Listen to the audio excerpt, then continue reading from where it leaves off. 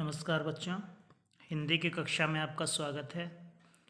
बच्चों, जैसे कि आपका सिलेबस कंप्लीट हो गया है पाठ 18 तक, तो हम दूसरे सेमेस्टर का पाठ 11 से 18 तक का अध्ययन करेंगे और रिवीजन यानी कि दोहराई कार्य करेंगे।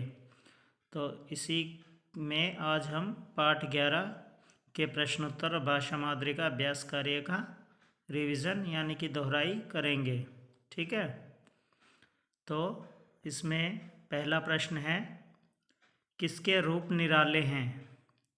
आपने पाठ पढ़ा था प्रकृति के रूप निराले हैं। किसके रूप निराले हैं? प्रकृति के रूप निराले हैं।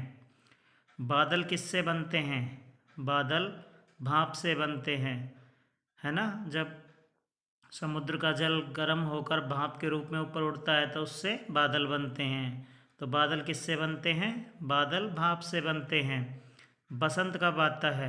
तो हमने इस कविता में पढ़ा था ना कि जब खेतों में फसल पक जाती है तब बसंत आता है, बसंत का मौसम आता है ना।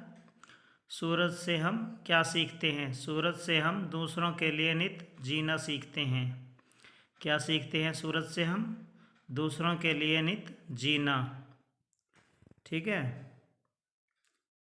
बसंत कब आता है? बसंत जब खेतों में फसल पक जाती है, बागों में फूल खिल जाते हैं, तब बसंत का मौसम आता है। ठीक है। अब देखिए भाषा मादुरी में 5 नंबर पे कविता की पंक्तियाँ पूरी कीजिए। जब डैश तेज चमकता है, जब सूरज तेज चमकता है, डैश का हृदय दहलता है, पृथ्वी का हृदय दहलता है। डैश धरती की प्यास बुझाती, वर्षा धरती की प्यास बुझाती, जिससे चारों ओर डैश छाती, जिससे चारों ओर हरियाली छाती। पृथ्वी जब ठिठुरती डैश से, पृथ्वी जब ठिठुरती जाड़े से, सूरज की डैश उसे बचाती, सूरज की किरणें उसे बचाती। ठीक है। अब ये है बातचीत के लिए, लेकिन हम आगे पढ़ेंगे कविता से आगे। लिखिए आप इनसे क्या क्या सीखेंगे। क्या सीखेंगे आप इनसे? फूलों से, फूलों से हम क्या सीखेंगे? फूलों से हम हंसना सीखेंगे। फूल जब खिल जाते हैं तो अच्छे लगते हैं ना, तो खिले हुए फूल सभी को अच्छे लगते हैं, इसलिए फूलों से हम हंसना सीखेंगे। कोयल से, कोयल से मीठा बोलना। क्या सीखेंगे? कोयल मीठा मीठा बोलती है, मीठा गाती है ना, तो इसी तरह कोयल से हम मीठा बोलना सीखेंगे। चींटियों से, चींटियों से लगातार मेहनत करना। चींटियाँ लगातार बढ़ती जाती है, गिरती है, फिसलती है, फिर चलती जाती है और वो मेहनत करती रहती है ना। तो चींटियों से हम क्या सीखेंगे? लगातार मेहनत करना। नदी से लगातार बहते रहना या लगातार आगे बढ़ते जाना। नदी अपना रास्ता नहीं बदलती ना, वो चलती जाती है, चलती जाती है। तो इसी तरह नदी से हम लगातार आगे बढ़ना सीखेंगे। ठीक है। अगले पेज पे देखिए, भाषा की बात। नीचे दिए गए शब्दों के लिए कविता में आए समान अर्थ वाले शब्द लिखिए।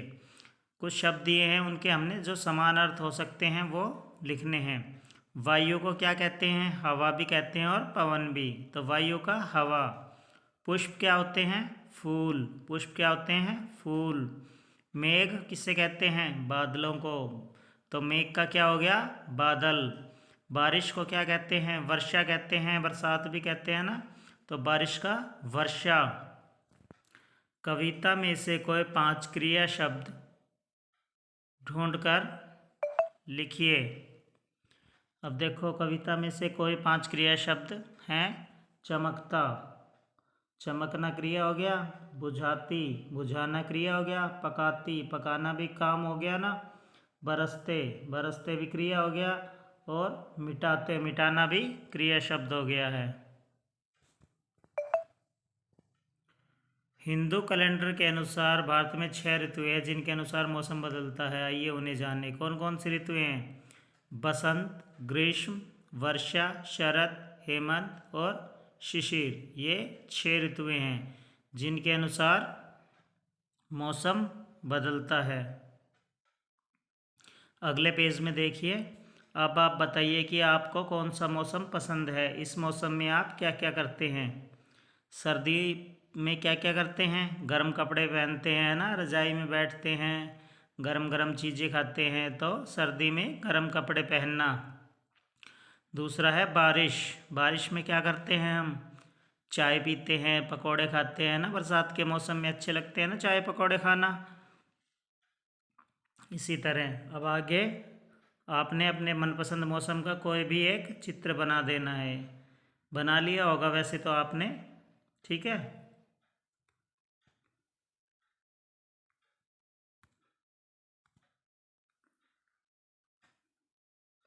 ठीक है बच्चों, आपने ये प्रश्न उत्तर और अभ्यास कार्य को याद करना है। फिर बाद में जब लेसन कंप्लीट हो जाएगा तो हम इनका टेस्ट लेंगे।